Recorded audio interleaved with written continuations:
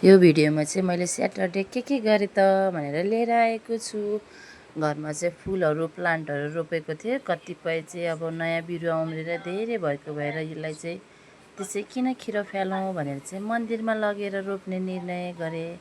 त्यहाँबाट साथीहरूसँग म पनि मन्दिर गएँ। साथीहरू चाहिँ अगाडि बढ्दै हुनुहुन्थ्यो, म चाहिँ साथीको पछाडि भिडियो लिँदै थिएँ।